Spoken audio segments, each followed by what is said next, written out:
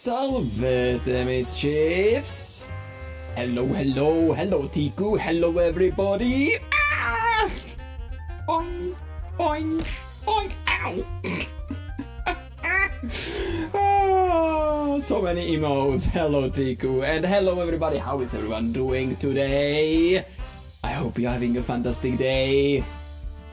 Yay! Congrats to me. Indeed, thank you, Tiku. Thank you, thank you. Thank you very much. But I could have not done it without you guys. So yes, we are officially an affiliate. Well, not yet officially, but we are. Well, we got invited for the. Thank you for the headbands. Thank you, thank you. Yeah, so I need to do a lot of things before I will actually be able to like set up the channel points and stuff. So yeah, a lot of things to do. But why?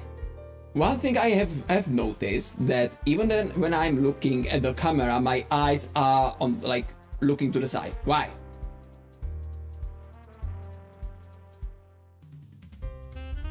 I don't know. It's weird. So yeah, there is as I'm saying, there is still a bit of things that I need to do. So I am not expecting to actually have everything set up and prepared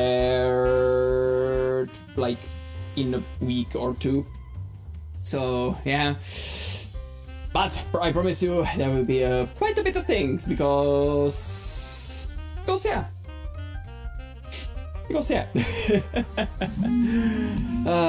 Today was a very interesting day because I was working on Kit again, as I usually do, because yeah, I like coding and doing stuff. And it's too loud in my ears. There we go. So yeah, and I have found out that, well, Kit is weird, like totally weird, and the code is not really working as I was expecting it to work, so I'm kinda at the back at the square one with her. However, her personality is kinda locked in, so and there she is. There she is.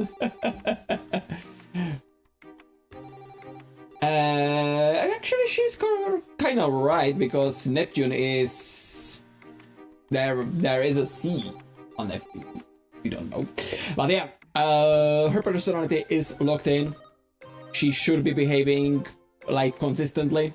Her memory is still limited, so it's tied to like you, not the whole chat. So yeah, no cross-referencing stuff between people, unfortunately, yet, but I'm working on it. I know I had it before, but with the change of code, I need to like rewrite the pieces of it and basically combine the two codes together, and that's the biggest problem, because combining codes is annoying and sometimes very hard, and it can break more things than it yeah. Also, another thing about Kit, working on a huge memory update, which will take a while, but my intention is to feed her everything that is to be known about me and the lore behind me. So in future you might be able to just reference a lot, or like ask her about, I don't know, the forest on Neptune, and she will give you some answers for it. And of course, Tico is starting to gamble and feeding Kid the nanites. Yay! And speaking of nanites, there's another thing that I'm working on, and it should be I think it will be already on when we will actually open the gates for the affiliate and channel points and stuff. So should I say? I mean, yeah. So basically, well, the nanites will be reset when the stuff happens. So right now you can just do whatever you want with them. However, after the nanite reset, it will be like a monthly thing. So there will be like you will be able to duel and gamble as you can right now. There will be the mini game that I was talking on the Discord. So that will be another thing to earn nanites. Of course, another thing is just watching and talking in chat every once in a while. So because yeah, there is a timer on the talks. So every 2 hours you will earn extra points if you just keep talking, which is great. And more things will be probably coming in. And I will be putting all the points into the leaderboard, so you can compare the amount of nanites you have with each other. And at the end of each month, I will be doing giveaways. Yes, I will be doing giveaways. Game giveaways. So yeah, and you will be, it's going to be classic giveaway. So you either use points to buy tickets, just the classic, or the person will actually, I think that would be the best. Or I was thinking about doing like the top 3 people will get a choice of a game. Like the first place will choose from a list of games that they want to get. Then the second person will do, then the third person. But I kind of think that just the ticket buying system will be good enough. But problem is with that, I need to integrate it with the nanites, the system that we have currently, which is the problem. Which is why there will be a nanite reset, because yeah, you need to generate basically a fresh set of data. So yeah, because right now I have no way of like calling the leaderboard for the nanites, because streamer bot that I'm using is, as far as I know, not able to like get the list of everyone that have ever been in the chat or on the stream, and can't see their points like for each person. So I would need to, actually don't know how I would need to do it. So yeah, there will be a reset and a little bit of rewrite. So there's a lot of things to do. But I hope you will enjoy the little, because hey, I want to give to you guys, because you are giving to me. Like being here is a lot. It means very like a lot, and really a lot to me. So I want to give back to you. So, and I was like, okay, like one of the things that I can give back is giveaways. So yeah. Anyhow, so that's for the updates. I think that's pretty much all what I wanted to talk about at the beginning today. And now we are going to play Dagon. Is a, let me pause the music. Which is a HP. It's Dagon by HP Lovecraft. That's the exact name of the game. And it's basically, yeah, classic cosmic horror stuff, Cthulhian, Lovecraftian style. So lots of tentacles, lots of scares, great story, and if you will feel uncomfortable, I'm sorry, I'm not blurring anything out. So guys, you there on YouTube, please don't ban me. Don't ban me. It's not my doing, it's the game. I promise, it's the game showing all the nasty stuffs. So yeah, let me launch the game. Gaming. Oops, I clicked the wrong button. There we go. Forgot to move myself. Okay, game. We are playing Dagon. There we go.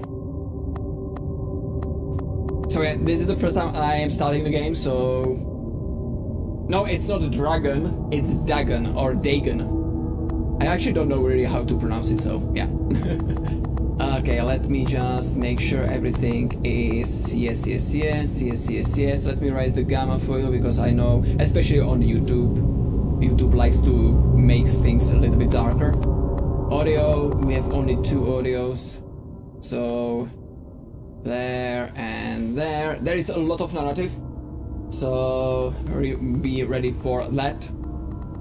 Turn off the control configuration, text settings.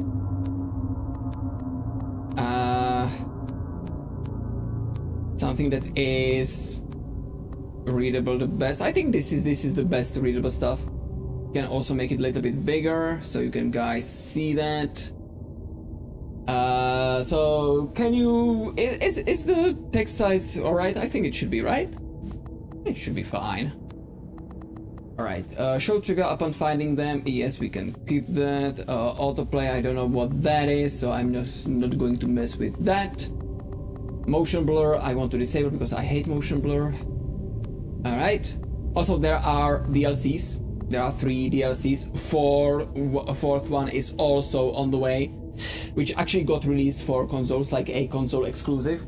Unfortunately, I'm not playing on console, but hey, I don't think we will be able to get through the whole game.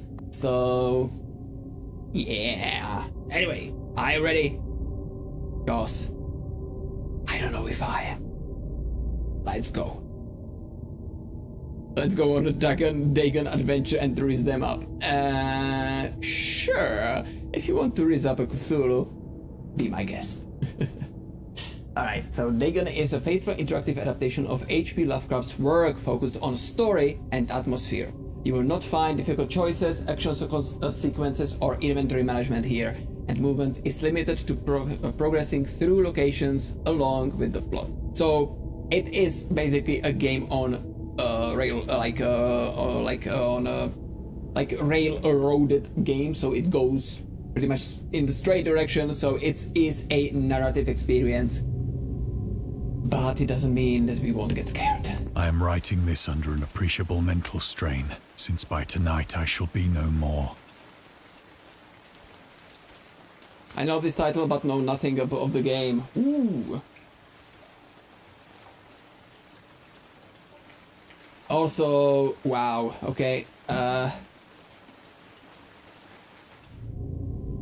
during the game, because the mouse, the sensitivity is a little bit low, so I need to check if I can actually raise it up. During the game, you will encounter interactive elements. Some of them will allow you to continue your journey, others reveal interesting facts about the original short story, its historical background, and the author. Okay. Some of the trivia is hidden. In order to find these secrets, focus your eyes and look for the Elder sign, which is the, I don't know, the branch or whatever.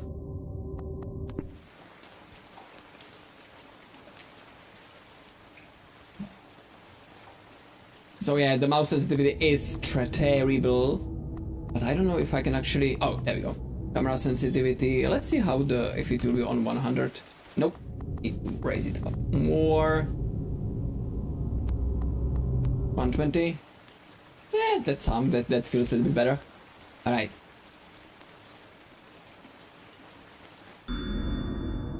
Yeah, there is a lot of story. As to letters, my case is peculiar. I write such things exactly as easy and as rapidly as I would utter the same topics in conversation. Indeed, epistolary expression is with me, largely replacing conversation as my condition of nervous prostration. Okay, I can't really read this. It's hard for me to read that. So guys, I will be like stopping here and there. If you want to just screenshot it and read it later, just be my guest, because I will be basically scouring through that, not reading it out loud, because it is hard for me to read. It is hard for me to read.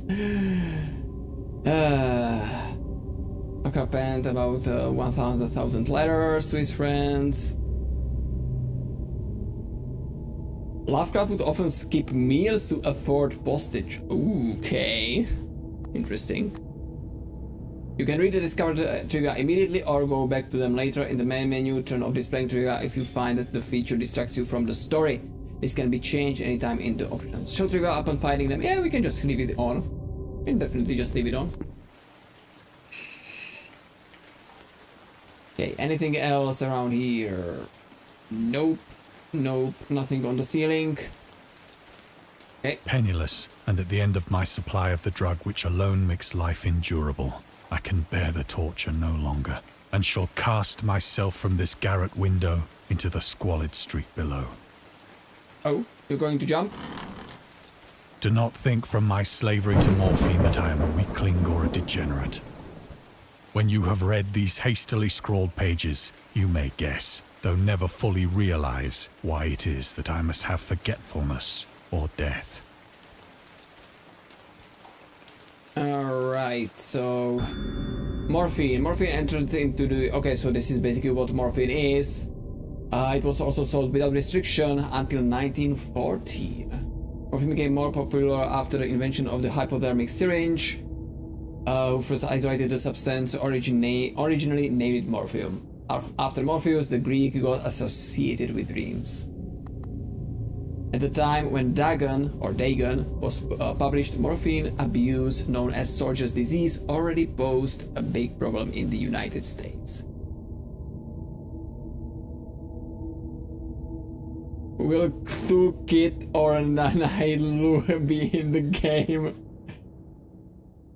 Okay, yeah, I guess Kit just saw it as a typo.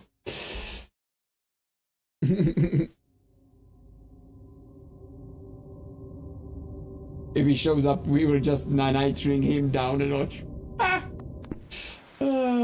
Yeah.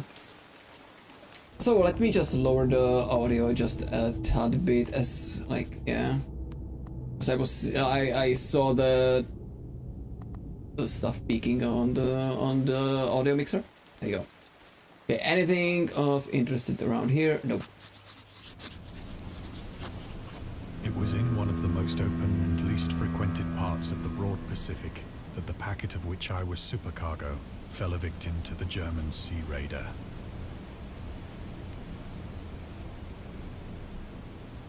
Alright.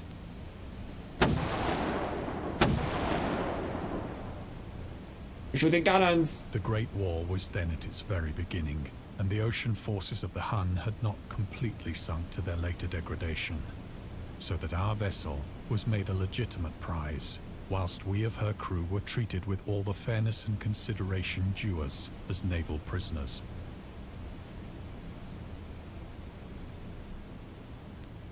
Okay, like always keep on checking if there is something, yeah, like that.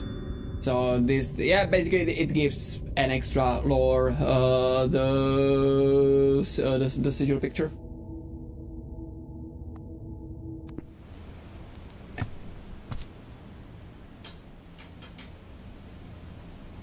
So liberal, indeed, was the discipline of our captors, that 5 days after we were taken, I managed to escape alone, in a small boat, with water and provisions for a good length of time.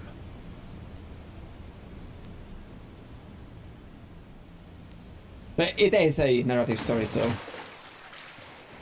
that's why also like the base game is basically free to play. I had but little idea of my surroundings. Never a competent navigator, I could only guess vaguely by the sun and stars that I was somewhat south of the equator. Of the longitude, I knew nothing, and no island or coastline was in sight. Can we see any recognizable constellation?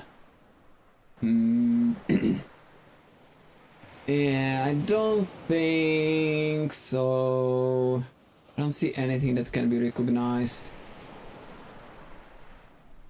Yeah. Alright. And we will be just going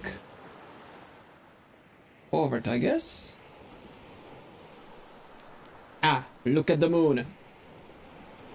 The weather kept fair, and for uncounted days I drifted aimlessly beneath the scorching sun, waiting either for some passing ship or to be cast on the shores of some habitable land.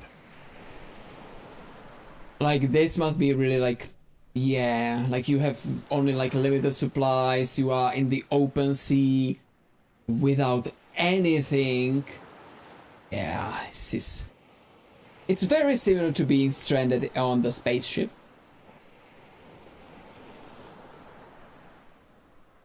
But neither ship nor land appeared, and I began to despair in Just my keep solitude rowing, yeah. upon the heaving vastness. Rowing, of rowing, just blue. keep rowing. Okay. We are not playing, this is not Finding Nemo, this is Finding Cthulhu. Well, yeah, well, at least I don't want to find him, but yeah, whatever. The change happened whilst I slept. Oh? Its details I shall never know, for my slumber, though troubled and dream-infested, was continuous. Here we are. Hello, squids. Oh, squid. The squid. And a screenshot. When at last I awoke, it was to discover myself half sucked into a slimy expanse of hellish black mire, which extended about me in monotonous undulations as far as I could see, and in which my boat lay grounded some distance away. Oh. It must be like totally like confusing, like to like fall asleep and wake up to this. Though one might well imagine that my first sensation would be of wonder at so prodigious and unexpected a transformation of scenery, I was in reality more horrified than astonished. Well, yeah, be definitely horrified. For there was in the air, and in the rotting soil, a sinister quality which chilled me to the very core. The region was putrid with the carcasses of decaying fish, and of other, less describable things which I saw protruding from the nasty mud of the unending plain. Perhaps I should not hope to convey in mere words the unutterable hideousness that can dwell in absolute silence and barren immensity.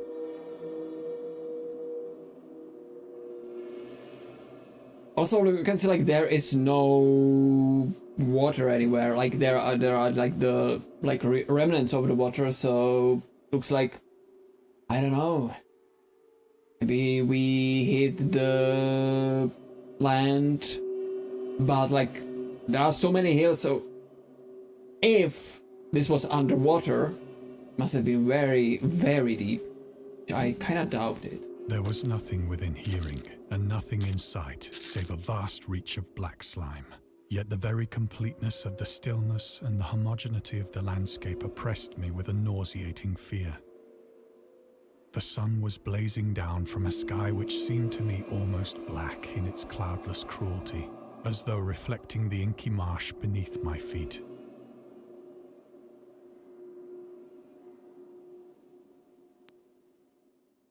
Anything of interest? Ooh, you're close. You're close, you're ugly. Everyone is ugly.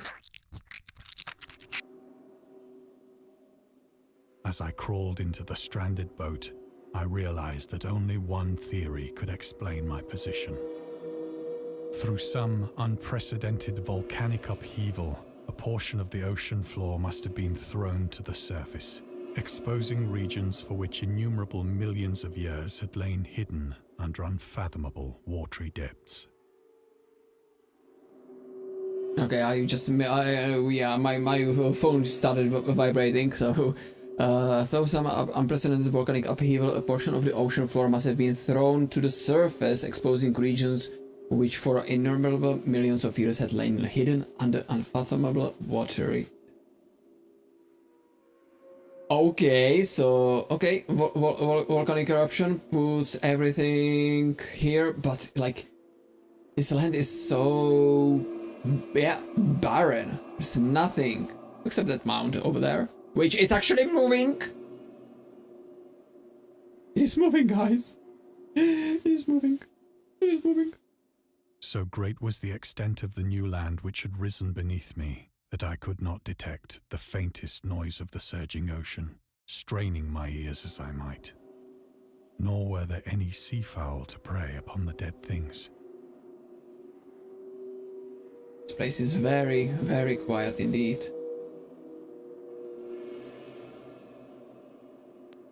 Oh.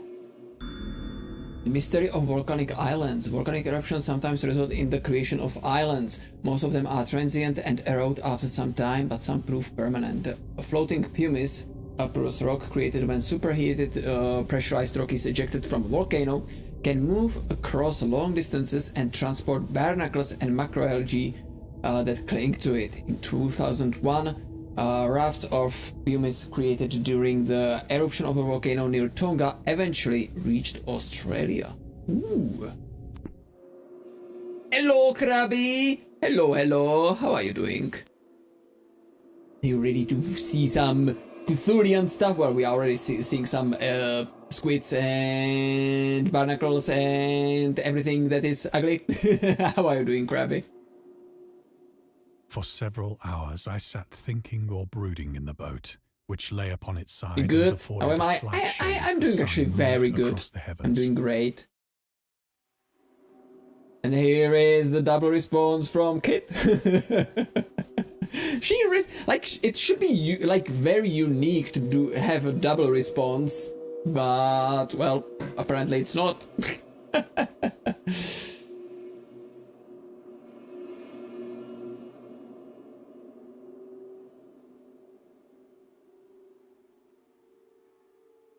As the day progressed, the ground lost some of its stickiness and seemed likely to dry sufficiently for traveling purposes in a short time.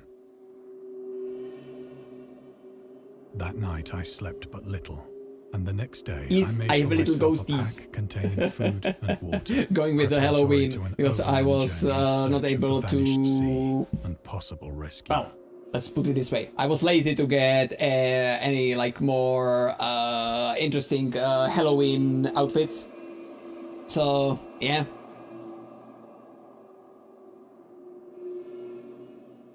So I just decided to, hey, let's just do a little bit Halloween stuff with the little ghosties. Yeah, my friends. It's this one on the left is it's Bob, and that one on the right is George. A message regarding. Oh, yeah, definitely, Krabby. I will definitely reach out to you. Thank you very much. I will definitely check the DM.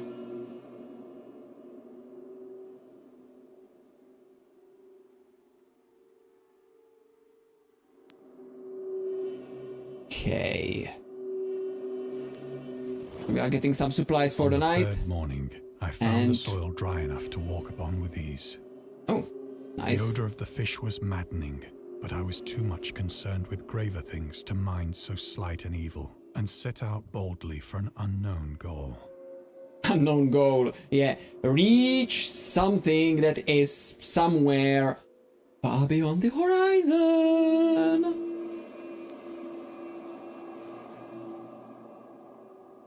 It's not moving. That's good. It's dead. Good, good. Our kid is really talkative today. Kid is very talkative today.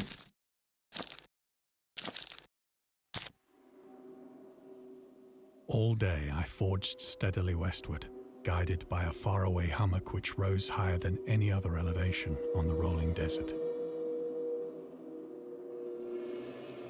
So just kept basically walking forward across like this, like... Yeah.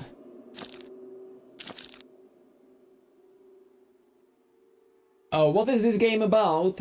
It is a narrative, like fully narrative,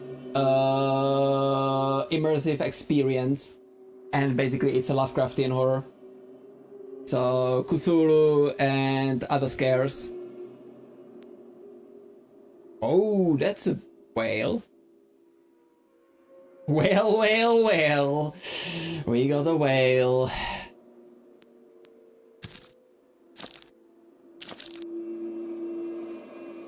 That night, I encamped, and on the following day still travelled toward the hummock, though that object seemed scarcely nearer than when I had first espied it.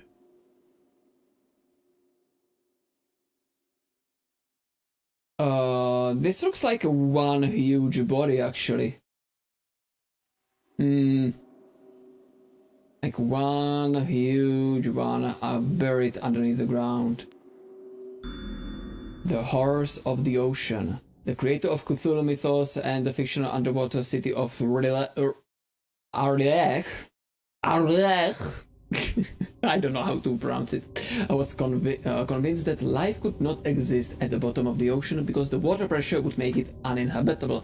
Today we know that the darkest depths of the ocean are home to many peculiar organisms. The deepest dwelling fish we have discovered so far, the Marianas snailfish, can live about 8,000 meters, more than 26,000 feet below the ocean's surface in never-ending darkness. It's like very, very unique. Like you can just imagine like how the pressure is so high that deep and there is no light at all. A whale a day keeps the nanites away. Yeah.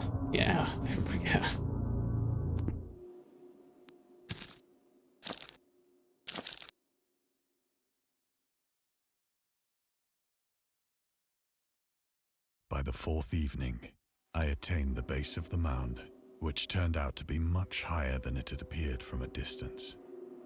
An intervening valley setting it out in sharper relief from the general surface. Too weary to ascend, I slept in the shadow of the hill. I know not why my dreams were so wild that night, but ere the waning and fantastic graphics are very good. moon Yes, had risen yes. far above the eastern plain.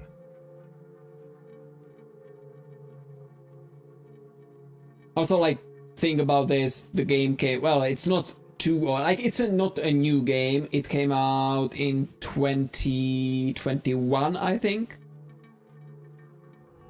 I was awake in a cool Wow, this is beautiful. determined to sleep no more.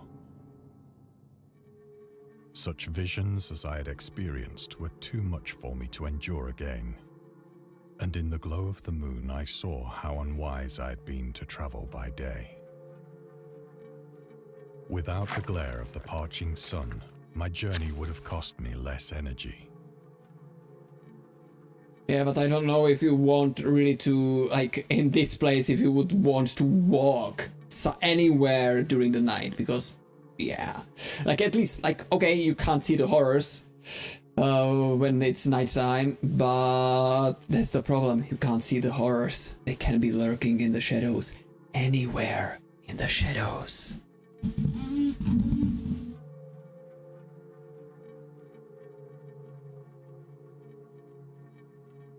Indeed, I now felt quite able to perform the ascent which had deterred me at sunset. Okay, we are going up the mountain, I guess. The eminence. So you can think about the game as a, like, yeah, narrative experience. You can also, like, even like a, I don't know, graphical novel as well. Like, yeah, partially like a graphical novel.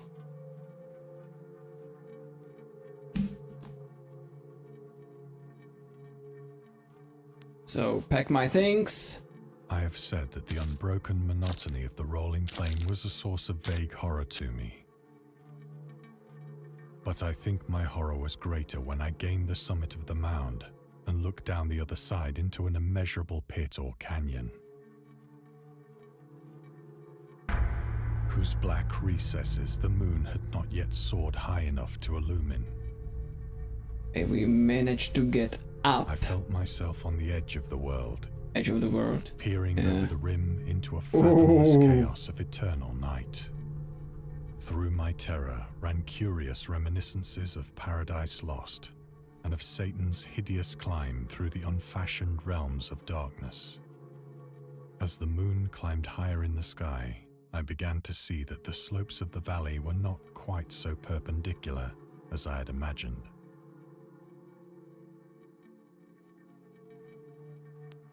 Wait, I don't want to jump down. That's stupid. No. Let's hope it will not jump. Just give me a moment. I want to make sure about one thing.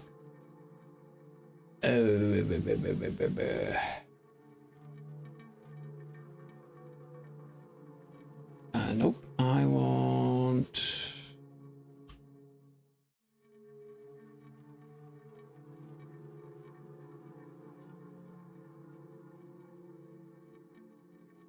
Why is this broken?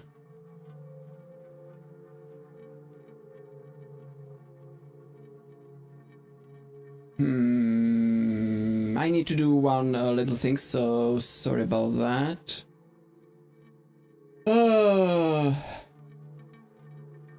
I almost broke this. Okay. Where is my thing? Ah! Clicking the wrong buttons. Let me just do this.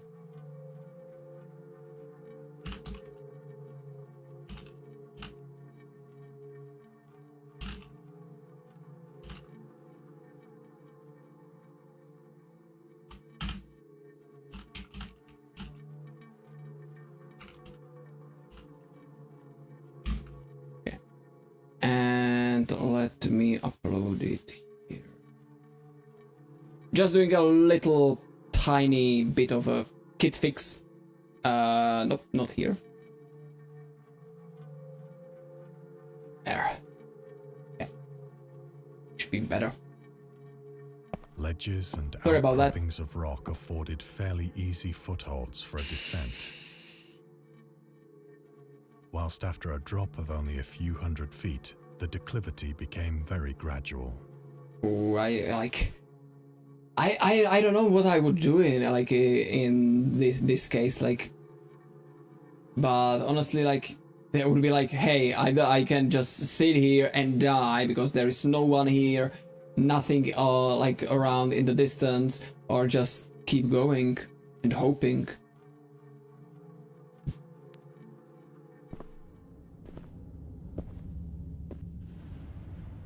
Urged on by an impulse which I cannot definitely analyze, I scrambled with difficulty down the rocks and stood on the gentler slope beneath. Okay, so managed to get down. There is a structure right in front. Stygian deeps, where no light had yet penetrated. All at once, my attention was captured by a vast and singular object on the opposite slope, which rose steeply about 100 yards ahead of me. Is it moving? Doesn't look like it's moving. An object that gleamed whitely in the newly bestowed rays of the ascending moon. Guess he went closer. That it was merely a gigantic piece of stone, I soon assured myself.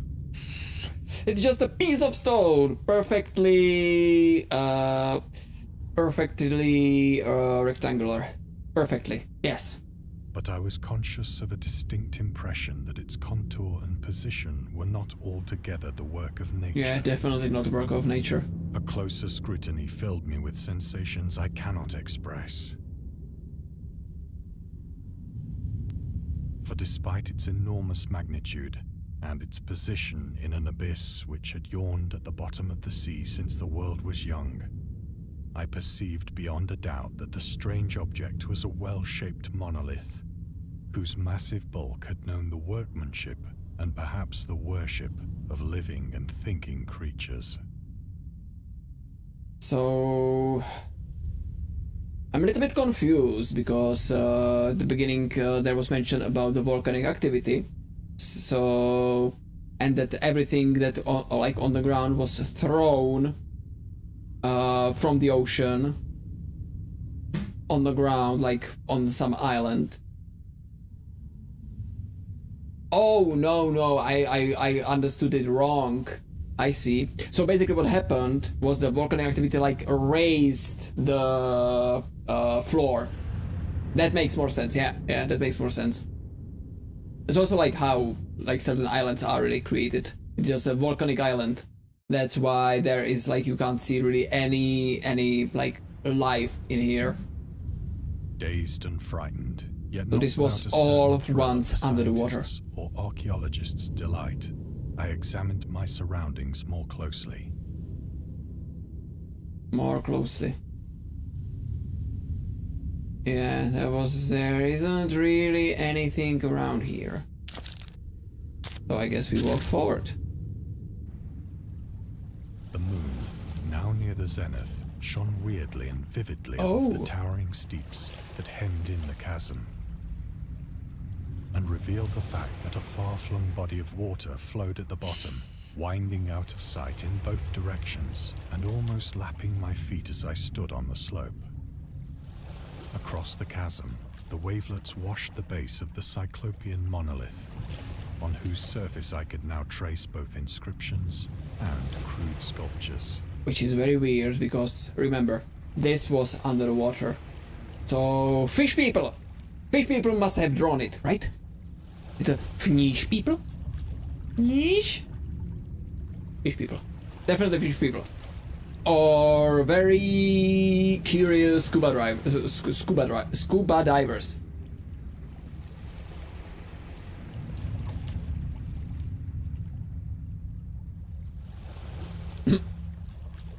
Are you type of cosmic horror? Only if you count a swarm of nanites with a penchant for mischief as horror. Mostly I'm just an ancient echo looking for a good time. Kit is ancient. She says that a lot, that she is ancient. I actually don't even know how old Kit is. The writing was in a system of hieroglyphics unknown to me and unlike anything I'd ever seen in books. Consisting for the most part of conventionalized aquatic symbols such as fishes, eels, octopi, crustaceans, mollusks, whales, and the like. So basically just a stone worshipping a sea life. Okay, nothing weird. Several characters obviously represented marine things which are unknown to the except these. Those are not really normal. Like this is definitely a not normal sea creature, I would say.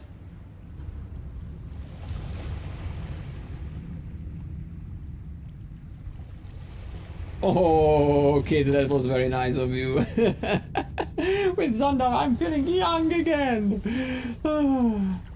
Grandma Kid. Yes, Grandma Kid. New follower. Hey, Protopulse 99. It's actually a clever name, 99. Okay. Hello, and thank you very much for the follow. Welcome to the Mischiefs. It was the pictorial carving, however, that did most to hold me spellbound. Yeah, that's the picture that I was talking about, but let's check this. Storytelling methods, yeah, this is basically how H.P. Lovecraft wrote the story. So it's not about the experience of the game, it's just a extra information about H.P. Lovecraft. Plainly visible across the intervening water on account of their enormous size were an array of bas-reliefs whose subjects would have excited the envy of a doré. I think that these things were supposed to depict men, at least a certain sort of men. Fishman. Definitely not fisherman, but fishman. Though the creatures were shown disporting like fishes in the waters of some marine grotto,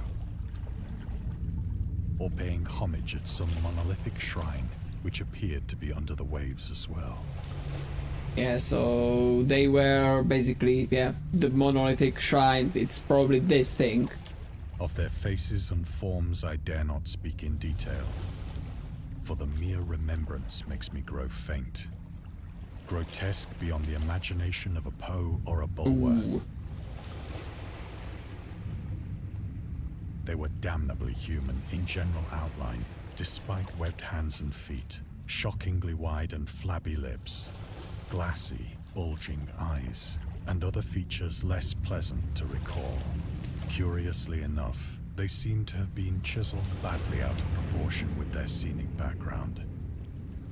For one of the creatures was shown in the act of killing a whale, represented as but little larger than himself.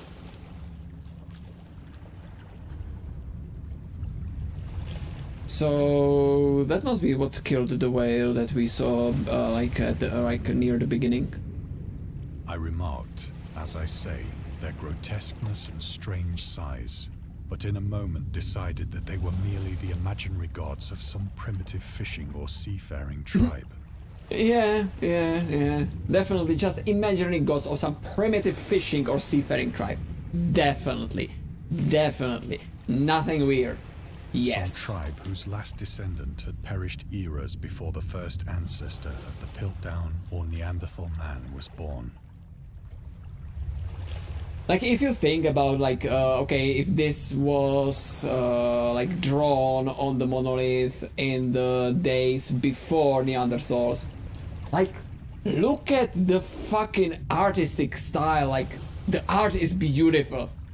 Like, yeah, like, imagine just Neanderthals, it was basically just stick figures. Yeah. And this is properly something.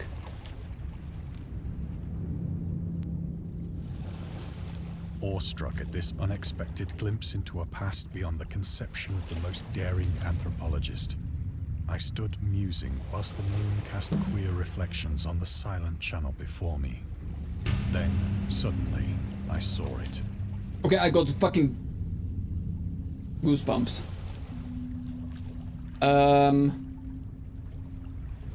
Nice. There's something under the water. Please be it a fish. To mark its rise to the surface, the thing slid into view above the dark waters. Ooh. What the fuck is that thing?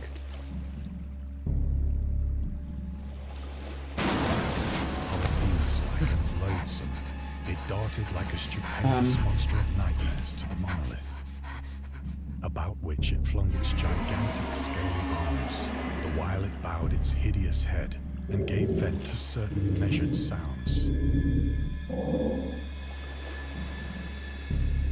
Okay. Oh, sorry, my microphone just peaked quite a bit for whatever reason. I'm sorry about that. Shouldn't happen, really. Let me just... If you hear squeaking, that's my microphone boom arm. I need to get the new one because it squeaks a lot. Or maybe I should use some WD-40 to get rid of the squeakiness. I think I went mad then. Well, of my frantic ascent of the sloping cliff and of my delirious journey back to the stranded boat, I remember little. So I basically started running because, yeah, like what would you do if you saw something emerge from a little puddle of water? Some monstrosity, like huge monstrosity. Be just trying to get away as soon as possible. I believe I sang a great deal and laughed oddly when I was unable to sing. It starts to rain.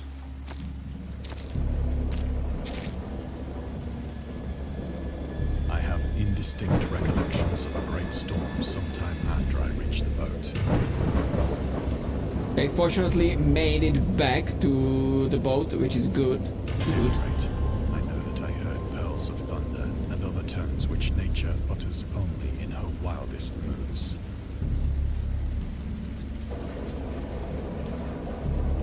It's very, very well written, really. When I came out of the shadows, I was in a San Francisco hospital. What? Brought thither by the captain of the American ship which had picked up my boat in mid-ocean.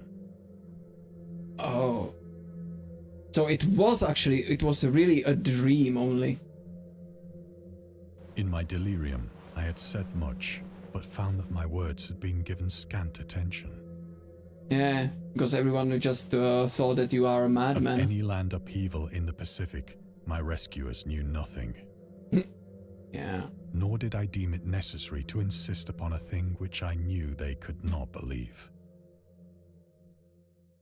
Like, honestly, like, if I would experience something like that, I would definitely, like, well, I don't know, it's kind of hard to say because right now you might be like, yeah, I would not be talking about it because it would sound insane and no one would believe me. But honestly, if you would saw that like with your own eyes, you would probably believe it. So you would be trying to convince everyone that yeah, it's real. There is something in there.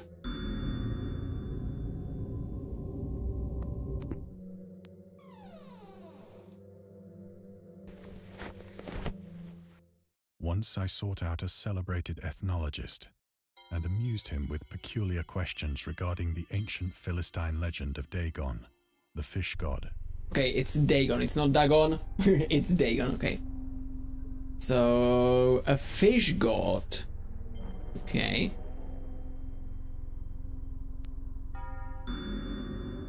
Dagon was the main deity of the Philistines, worshipped through the Middle East as the ancient god of fertility and crops. In Hebrew, the word Dagon was a common noun for grain. The rulers of Akkad chose him as the patron saint of their war conquests.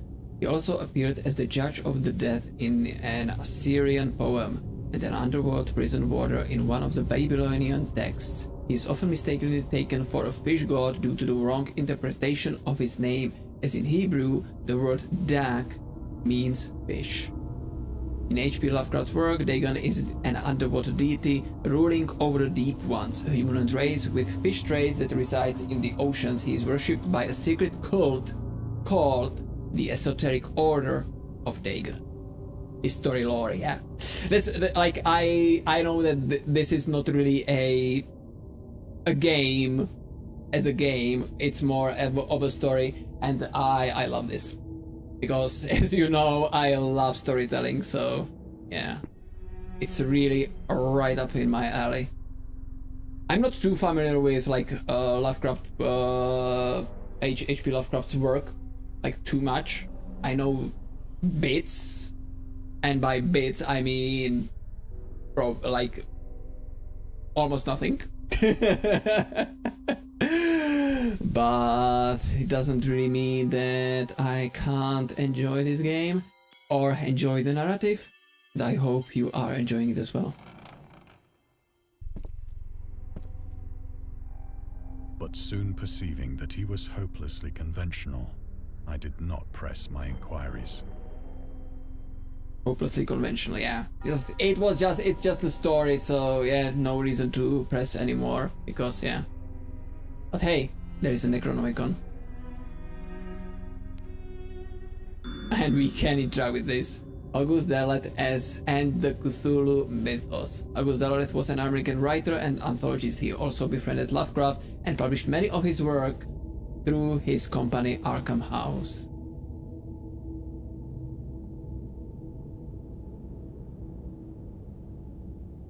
It is also worth noting that Lovecraft was never really interested in creating a mythology, and the term Cthulhu Mythos was coined by Derleth. So yeah, like it's like Cthulhu Mythos was not original Lovecraft thing, if I understand this correctly.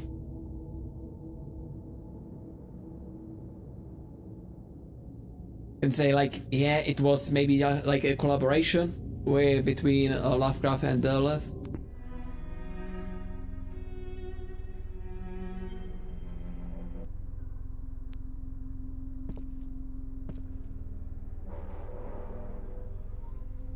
Dagon properly represents his fears of the mystery of the ocean and water overall. Yeah.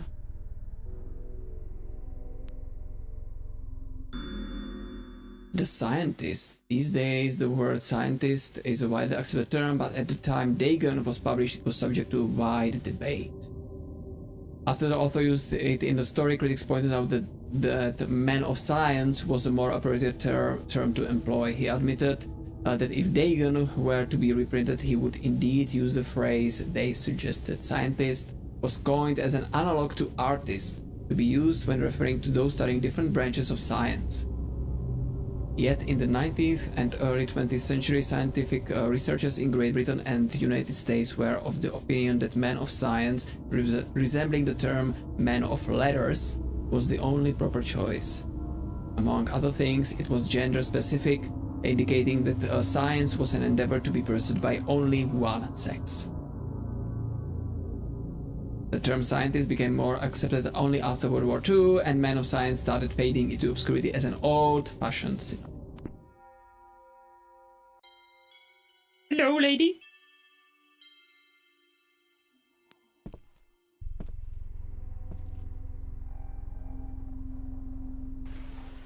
It is at night, especially when the moon is gibbous and waning, that I see the thing.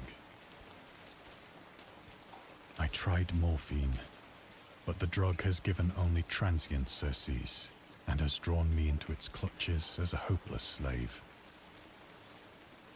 So now I am to end it all, having written a full account for the information or the contemptuous amusement of my fellow men.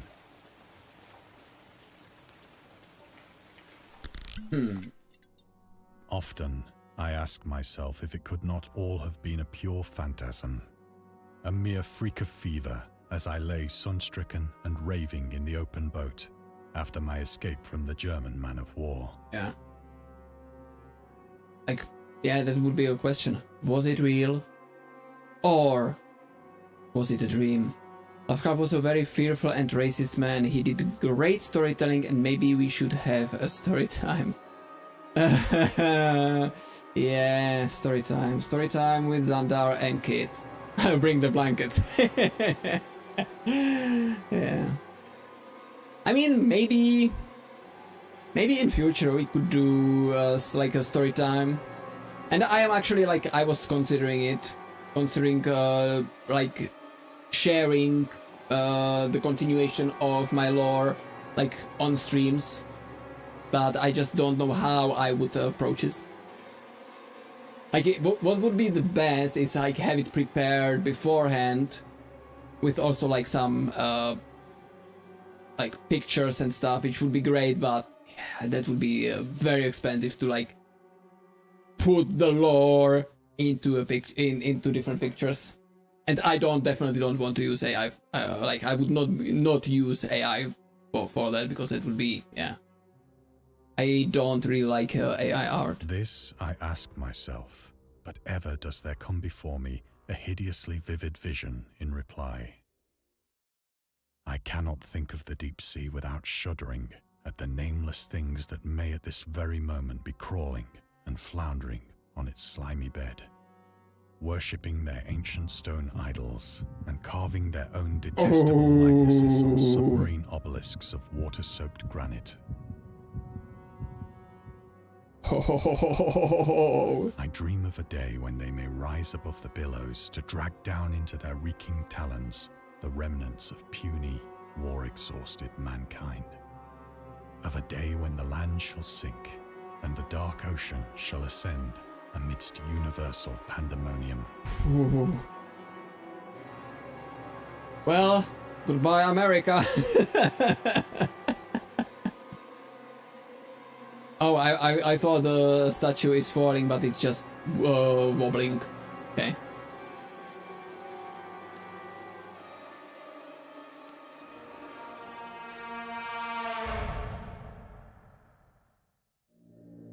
The end is near.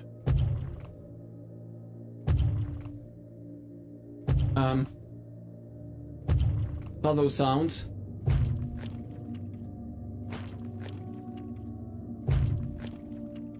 I'm just trying, you know, I can't move. I hear a noise at the door, as of some immense slippery body lumbering against it. Oh. Something is banging on the door.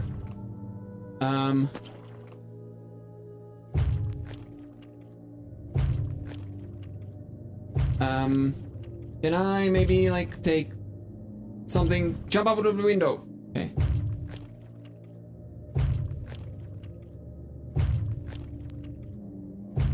It shall Gold. not find me.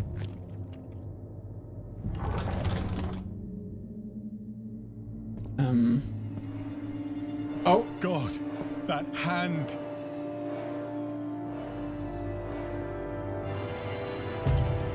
The window! The window! The window! Run. Jeez. that's the end of this. We hope you enjoyed immersing yourself in our little pool of cosmic horror. We would appreciate if you took a moment to rate. So yeah, that was the first part of Dagon. So yeah, as I said, it's not a game, it is a story. And today we are. And scary stories have been accompanying men for centuries. They have many faces and forms. But what is their purpose? Why do we enjoy being afraid so much? During our therapy, I'll try to explain.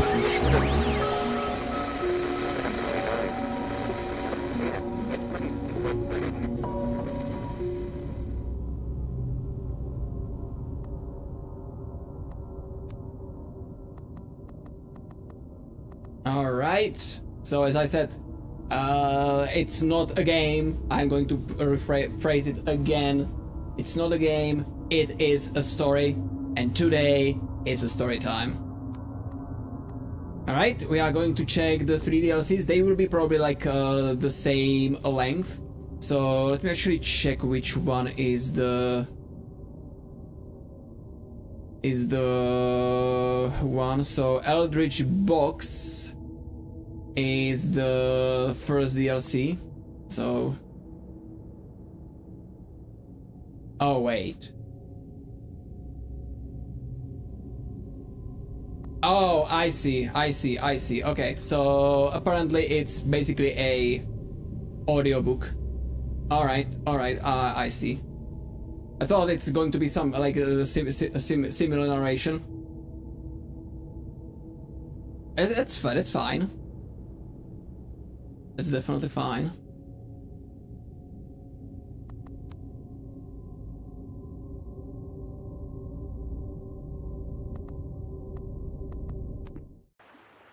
But we can do There's this. something floating to the leeward. So this one is the little glass bottle. The speaker was a short, stockily built man whose name was William Jones. He was the captain of a small catboat in which he and a party of men were sailing at the time the story opens. Okay, basically the same introduction as before. The birth of the writer Howard Phillips Lovecraft, also known as just H.P. Lovecraft. The exact date when the little glass bottle was written is unknown, and Howard probably penned it in 1896. Wait, what? So he wrote this. Okay, so he was born in 1890, and in 1896 he wrote it. Wow, only like 6-year-old? Holy shit.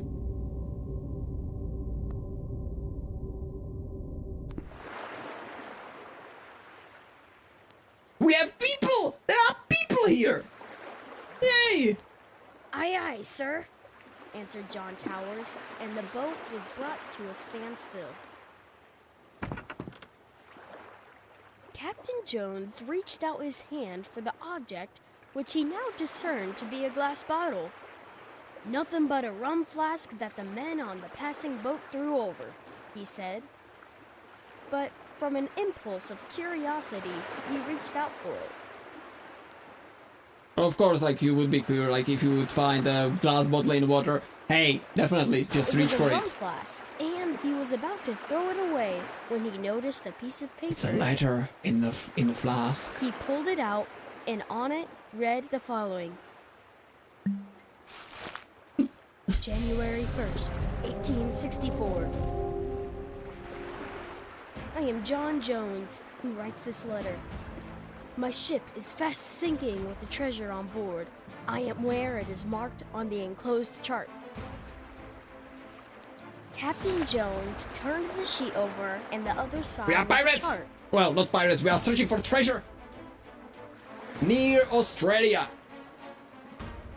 On the edge were written these words. Dotted lines represent course we took.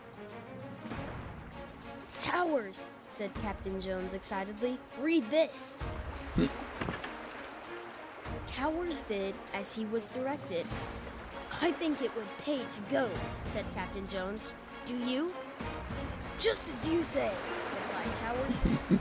We'll charter a schooner this very I kind of day. feel that this part will not be scary, but hey, maybe. Who knows what was in the mind of 6-year-old Lovecraft? All right, said Towers. There! Forward, man! On our tiny They boat. hired a boat. Oh, hired a boat. And scuba gear. And started off governed by the dotted lines of the chart.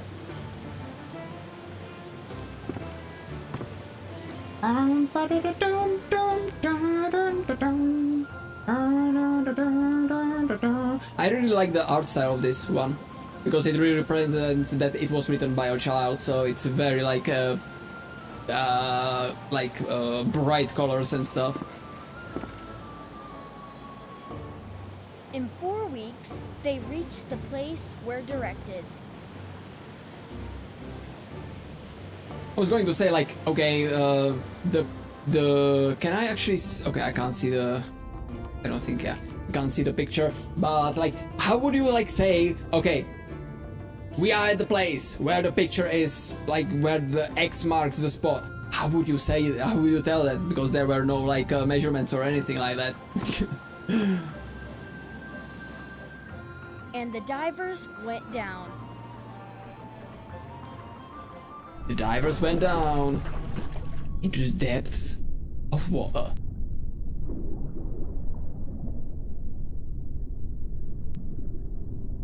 Deep, deeper, and deeper, and deeper.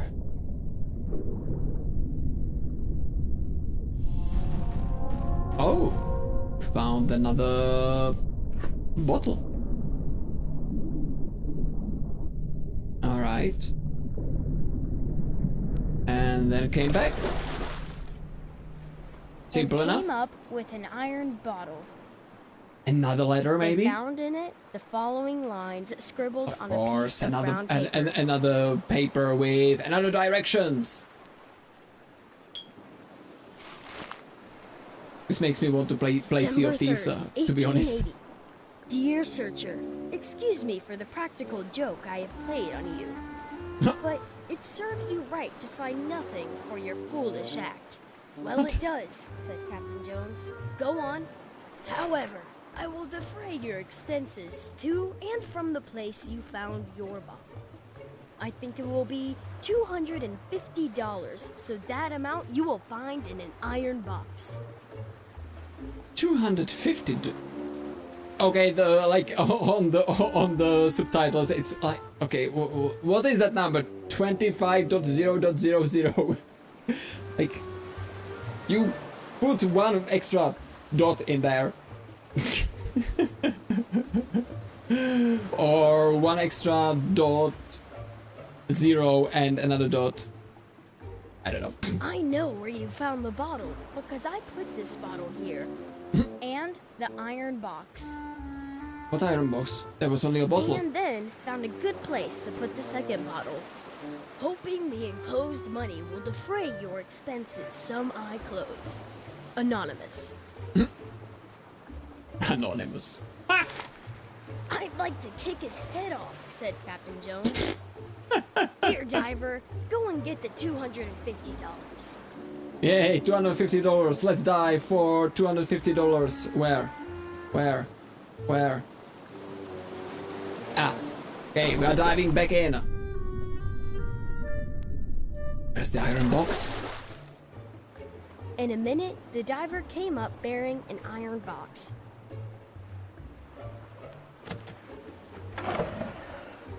Inside it was found $250. It Yay! defrayed their expenses, but I hardly think that they will ever go to a mysterious place as directed by a mysterious bottle. Okay. Okay. So yeah, totally like not scary at all. Hey, it was written by a 6-year-old, so yeah. Very, very, very interesting. Okay. And we are left with one more, which is the railway horror. So that will be probably a railway and horror.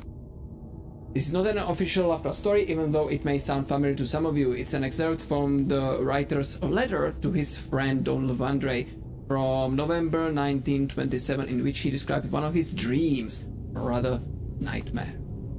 My dreams occasionally approached the fantastical in character, though falling somewhat short of coherence. One scene is especially stamped upon my recollection.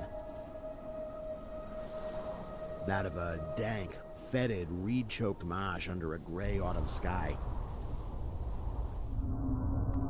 Okay, same controls as before. Wow.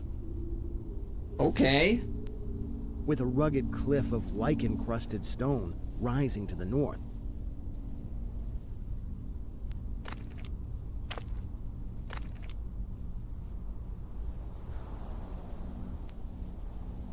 What is that? Oh, it is a rail. It's a piece of a rail. And a scythe? What the frick? Okay.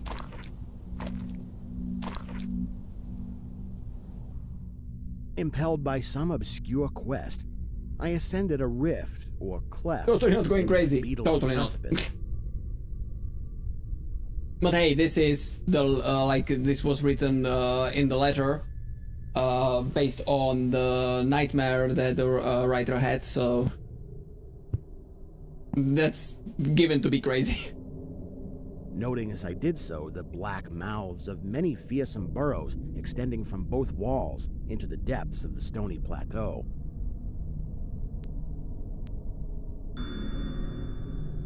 Okay, that's a lot of text. I guess I said those parts do not At correct several to the story, points, so the it's passage was about roofed the over, writers and choking authors the and upper stuff. parts of the narrow fissure. These places being exceedingly dark and forbidding the perception of such burrows as may have existed there. In one such dark space, I felt conscious of a singular accession of fright. Such a dark place, I felt conscious of a singular accession of fright. Like, if you would be in this place, I guess you would be frightened a little bit. As if some subtle and bodiless emanation from the abyss were engulfing my spirit. But the blackness was too great for me to perceive the source of my alarm. Need a drink? Drinking a tea today. Nothing special.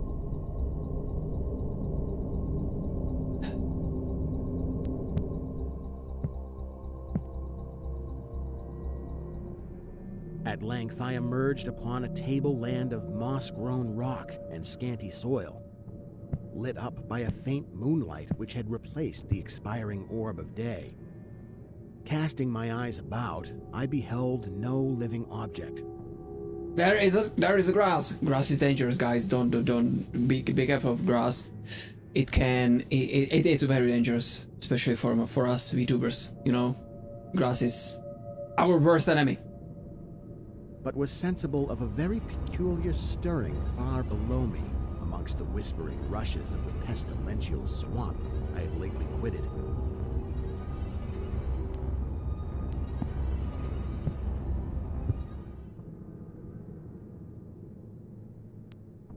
There is a dead tree in the distance. Or a cross. Or After a walking for some parapole. distance, I encountered the rusty tracks of a street railway and the worm-eaten poles which still held the limp and sagging trolley wire. Interesting.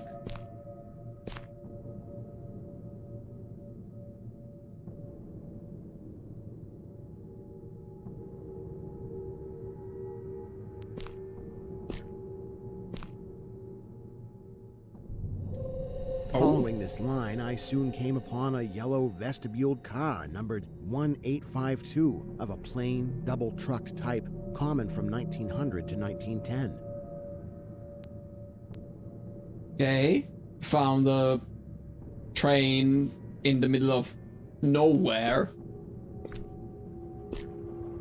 I wonder where it goes. It was untenanted, but evidently ready to start. So you definitely climbed on and started it up, right? The railway has always fascinated people. The mighty power of machines, the freedom to travel vast distances, the romanticism of almost unrestricted exploration. Yeah, unrestricted. You are restricted only by the rails.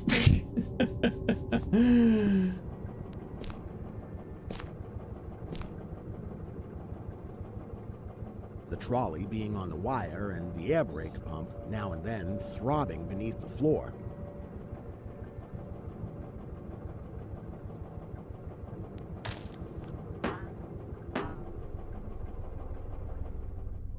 I boarded it and looked vainly about for the light switch. No light switch. This is not a light switch. It will turn on the brain. Noting as I did so the absence of controller handle, which implied the brief absence of the motorman. Then I sat down in one of the cross seats toward the middle, awaiting the arrival of the crew and starting of the vehicle. I don't think anyone is coming to start a vehicle, my man. I don't think anyone is here. Is that a graphical? Okay, I was like, is that like that moving over there? I was like, is that like a movement? But no, it's just a graphical thing. Presently, I heard a swishing in the sparse grass toward the left and saw the dark forms of two men looming up in the moonlight.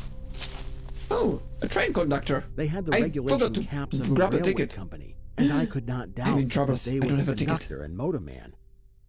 Then one of them sniffed with singular sharpness and raised his face to howl at the moon.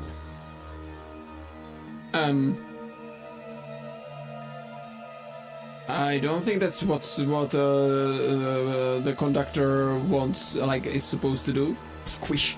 The other dropped on all fours to run toward the car. I leapt up and at once raced madly out of that car. Well, that's a well, like, you shouldn't really even go into the flipping train at all. Running. Way across endless leagues of plateau till exhaustion waked me.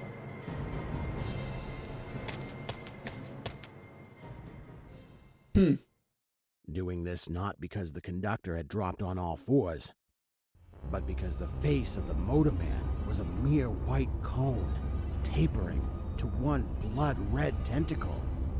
Oh.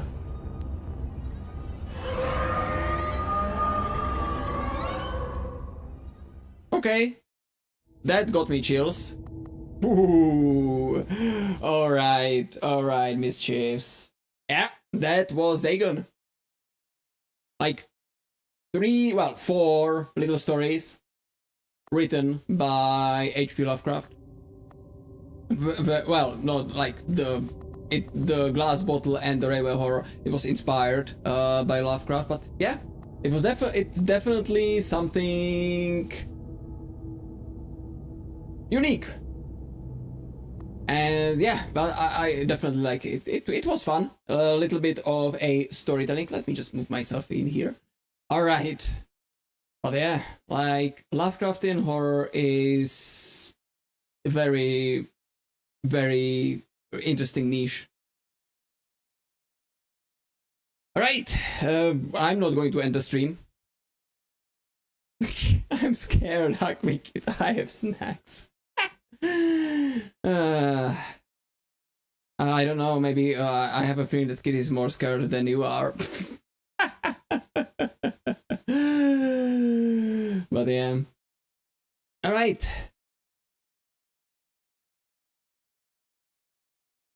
We might be an understanding, but hey, it's all part of the Xandar experience. Embracing the weird is what we do best.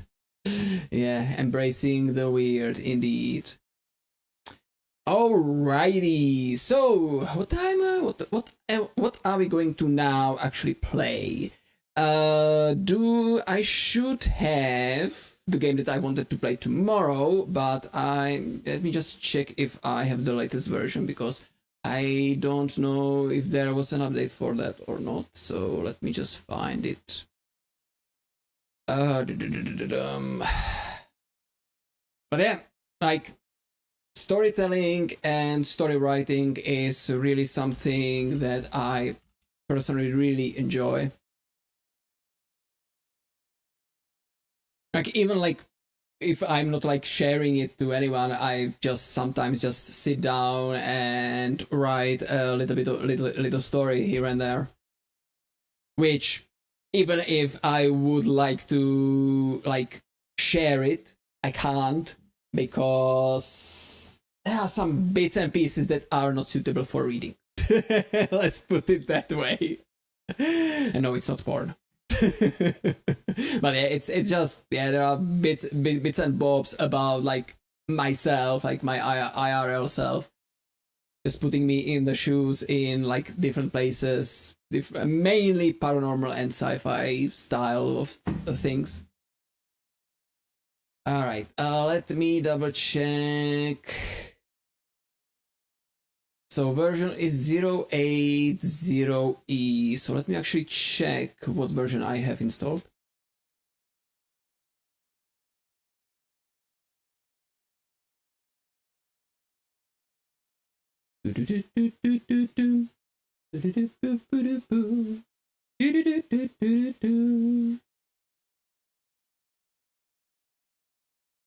The game will actually start. There we go. Okay, I have 0.7, so I have a very old version. Okay, I'm going to download the new version. It's only 1.4 gigs, so it's not a big one. It will take... Wow, the download speed is very slow. It will take like 10-ish minutes. Alright, yeah, my internet is very trash. So in the meantime, what we can do, we can just chat. Let me turn on the music. So what am I going to play now? I can actually do the changes on the stream, like the title and stuff. Okay, edit. So we are going to play Voices of the Void, which is a horror game. However, it is more about like scanning signals from outer space.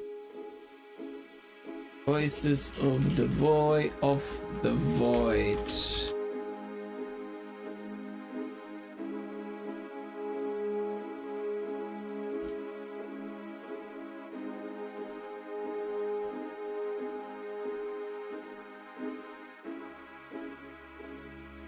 All right. Let me get rid of this. Let me put... okay, let me write the title down. I'm bad at coming up with titles, so it's just going to be completely random. Oh. There we go. Done. So, Voices of the Void is a game that I am following very closely. I played it since, well, a couple of years back, really, when I played it first. And it's like, it is a free game, available on itch.io. Okay, let me, how should I do this only for YouTube's? Kind of thinking about doing it this way, so I wonder if I can actually do it.